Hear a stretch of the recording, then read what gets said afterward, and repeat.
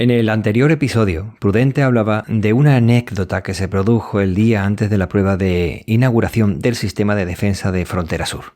Un sistema de fortines, búnkers y nidos de ametralladores colocadas en 3 líneas a lo largo de la costa hasta el estrecho de Gibraltar. Este sistema se ideó para repeler una posible invasión aliada y ayudar a invadir Gibraltar. España pasó de ser neutral a no beligerante tras ver las victorias que estaban teniendo los nazis. Incluso empezó esta construcción en el marco de la Operación Félix, que no se llevaría a término. Por un lado, España recibía grano necesario para alimentar a los españoles de posguerra, y esto era permitido por parte de los aliados. Por otro lado, las presiones alemanas para invadir el peñón de Gibraltar y así cortar el acceso al Mediterráneo. Esto hizo que España estuviera en un peligroso equilibrio. Tras la situación que se produjo en Stalingrado, España volvió a, recular a su posición. Por otro lado, Stalin estaba muy interesado en invadir España, pero el temor de los demás aliados en que España se convirtiera en un bastión occidental soviético hizo que permitiera que continuara el fascismo en España. Eso sí, aislado, pero esto es otra historia. La anécdota que se comentaba en el episodio anterior mostraba lo malo que era el material bélico que disponía el franquismo, pero un artículo que he podido leer indica lo ineficaz del sistema de artillería. La disposición era tal, es decir, la colocación de una pieza de artillería del sistema Guillem que pertenecía a los buques desmantelados de la Armada, uno en Punta Candor, Rota, y otro en San Fernando, en el Cerro de los Mártires, permitía que un solo buque de línea de los aliados, si quisiera, podría haber arrasado toda la bahía de Cádiz. Claro, si hubieran querido.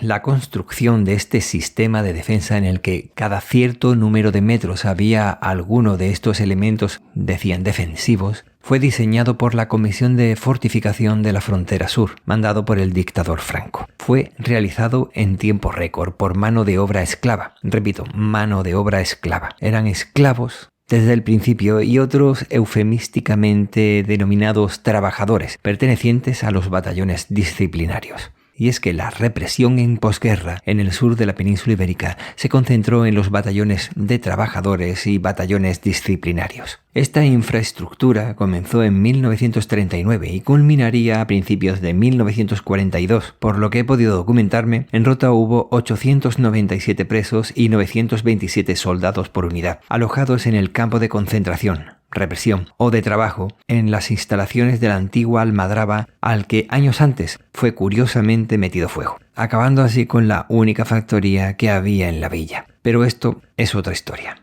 Hay constancia de que solo para la construcción de la ineficaz fortificación estuvieron implicados entre 15.000 y 30.000 prisioneros, muchos de ellos del ejército republicano, es decir, el ejército legítimo español, que a unos porque no tuvieron otra y otros porque fueron fieles al juramento legal se veían realizando trabajos forzosos con un trato de esclavo, de extrema miseria moral y humana. Como indica el profesor José Manuel Al-Garbani, hubo una clasificación de prisioneros dependiendo del grado de responsabilidad política o militar. Digo yo que es hacer una visión en la clasificación por parte de los rebeldes, que culpa a otros de sus propias acciones. Esa clasificación decía que estaban destacamentos penales, batallones disciplinarios, colonias penitenciarias militarizadas, talleres disciplinarios y cárceles. Unos a modo de redención de penas por el trabajo y otros como castigo político para prisioneros de guerra o jóvenes que tuvieron que repetir el servicio militar en el ejército franquista, el ejército de los rebeldes, el ejército sublevado, los que ganaron la guerra porque las democracias occidentales le dieron la espalda a la república y el fascismo ayudó sin complejos a los golpistas. ¿Te suena eso de sin complejos? Más de 40.000 jóvenes se clasificaron como desafectos y fueron mandados a campos de concentración. Según mires en un lugar o en otro, si atendiendo a estas clasificaciones u otra, en Rota hubo casi 1.800 presos en el campo de concentración de la localidad. Pero por lo que he podido leer en otro sitio, llegaron al final a ser 4.823 esclavos que pasaron solamente por el campo de Rota. Y Rota era solo uno de los 52 campos de concentración franquista en toda Andalucía. donde se llevó a cabo, como dice Carlos Hernández, un verdadero holocausto ideológico, una solución final contra quienes pensaban diferente. En España pasaron entre 700.000 y 1 millón de personas sin acusación, sin condena ni juicio, y en el que su futuro dependía de puestos colocados a dedo, que competían entre ellos para demostrar quién era más afín al sistema. Pero estas construcciones no fueron las únicas y realizaron, además de las construcciones militares, muchas obras civiles. Algunos de estos datos han sido obtenidos o confirmados del trabajo Los búnkers del Estrecho y los prisioneros republicanos de José Manuel Albargani. Por otro lado, algunos artículos del diario Europa Sur. También del diario ES, su artículo Rota fue el campo de concentración clave. Y también del trabajo de César Sánchez Alcázar, Una herencia olvidada. La pieza Guillén de la isla de las Palomas de Tarifa. El material gráfico ha sido cedido por Manuel Prado Plaito. Diario de Argifonte es el espacio sonoro personal de Víctor Gabriel. Y ahora comienza un nuevo episodio. Espero que te resulte interesante.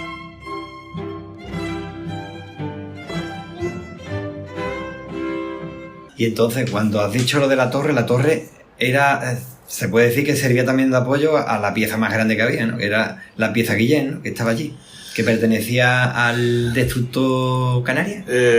Un cañón. O sea, el destructor no era... No era destructor. No sé, Como se escucha en el audio, digo que se trata del destructor Canarias, solo esa pieza, ya que al parecer las otras piezas pertenecían a otro buque, el crucero acorazado Cataluña. No se trata de un destructor, no existía ningún destructor Canarias, sino del crucero acorazado o el acorazado pesado o el crucero pesado Canarias, utilizado también para el asesinato de miles de personas en la carretera de Málaga a Almería, conocido también como la Desbandá, una masacre llevada a cabo entre el 6 y el 8 de febrero de 1937 por parte del ejército rebelde franquista, del italiano y del nazi, contra personas que iban en su mayoría a pie y que escapaban de la guerra, en un número aproximado de entre 100.000 y 150.000 personas.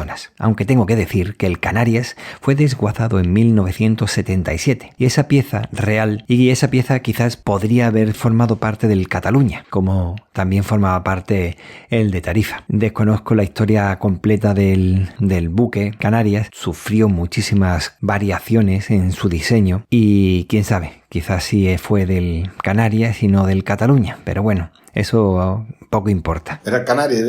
Cuando desmontaron el Canarias, desguazaron los cañones, eran todo eso. Uh-huh. Y uno de ellos fue el que trajeron aquí, que pusieron ahí, que cada vez que... Bueno, creo que disparó una vez nada más.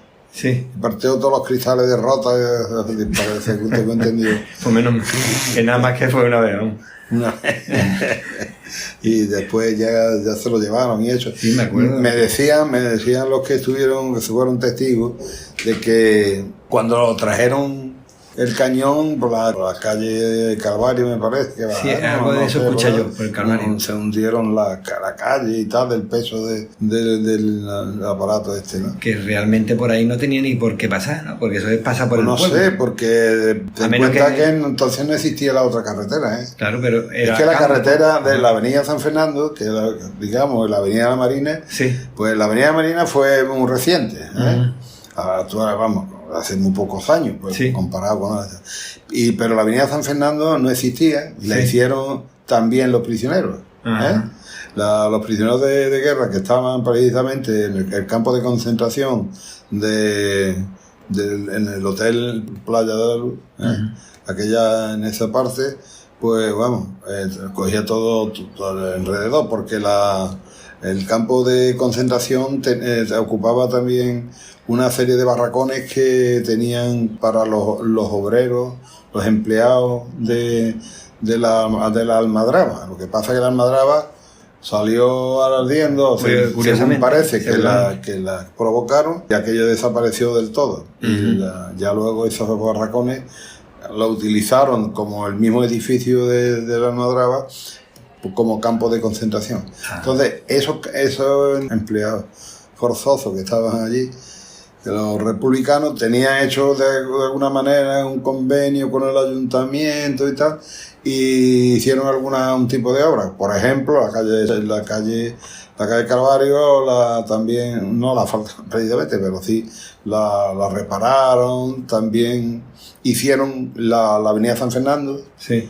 Que nosotros le llamábamos la carretera nueva. Dice, la carretera nueva, y la hicieron ellos. Las piedras, y parece ser que, vamos, ¿El adoquinado del Calvario te refieres? No, el Calvario lo adoquinaron después, mucho más tarde, que eso lo vi yo adoquinar. Sí. Y fue la empresa Redolac, que recuerdo yo que se llamaba. Y había un encargado que al final el hombre se medio casó, o sea, con una derrota, el que estaba encargado de todo aquello, ¿no? Ajá. Total, lo cierto es que la avenida San Fernando utilizaron precisamente la plaza que hay, que es nueva, en Rota, digo nueva porque no hace tantísimos años. Estaban los chalets de Gago, que ahora se llama La Cantera. Uh-huh. Ah, sí. Aunque la gente dice Las Canteras, la Plaza de las Canteras, es La Cantera. Ahí había una cantera que se creó, la cantera de los prisioneros, sí. Y sacaron piedras allí para la ampliación del muelle en su tiempo, y que usaban piedras de allí, y también para la carretera nueva. Que era un muelle romano también. Bueno, esa es otra cosa. Esa ya es otra historia. Bueno, entonces que la pieza esa la quitaron porque también pasaba lo mismo que con la torre, ¿no? No, porque el cañón grande. El cañón grande es que ya no sé, el cañón estaba ya en desuso, porque eso.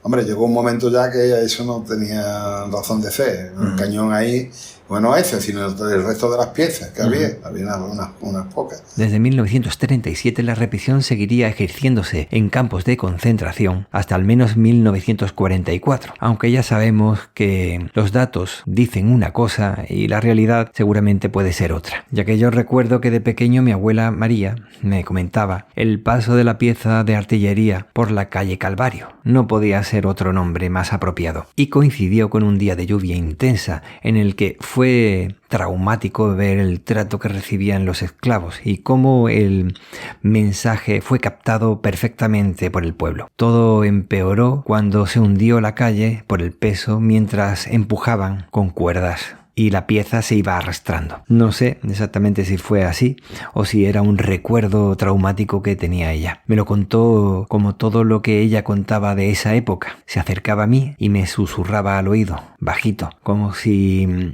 debiera no escucharse más allá del lóbulo de la oreja. Podías percibir ese miedo, y eso que ya se trataba de los años 80. Como ya sabes, en el episodio 284 hablaba de la Torre Vigía, la Torre Oscura. En el siguiente, de la forma de vida de los que perdieron sus tierras y su sustento con la llegada de los estadounidenses al pueblo. En el 286, una anécdota que se produjo con la prueba del sistema de fortificación. Y en este episodio, de algunas cosas sobre el campo de concentración de la villa. En el siguiente, en el 288, Prudente nos hablará del Club Chico. Muchísimas gracias por escuchar, por dedicarme un poquito de tu tiempo valioso. Cuídate para poder cuidar a los demás. Y recuerda que el tiempo corre, vuela. Así que apresúrate despacio. Puedes encontrar las vías de contacto en los comentarios del podcast. Hasta luego.